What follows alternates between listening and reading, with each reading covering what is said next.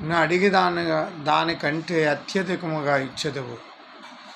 ఎఫెసీయుల గ్రంథం 3:20. దీని అర్థం ఏంటంటే దేవుడు మనం అడిగిన దానికంటే ఎక్కువే ఇస్తాడు. అంతేకాదు మనం ఏది అవసరమో అంతకంటే శ్రేష్టమైనది ఆయన ఆశీర్వదిస్తాడు. మనకి ఏది అవసరమో అదే అనుగ్రహిస్తాడు. మనకు అవసరం లేనిది అది ఆయన అనుగ్రహించాడు. కాబట్టి ప్రార్థనలు అడిగినప్పుడు దేవుడు ఏమి ఇస్తాడో అదే తీసుకోవడం నేర్చుకోండి. దేవుడు ఏ స్థితి యందు నేను పిలిచాడో ఆ స్థితి యందు సంతోషించడం నేర్చుకోండి.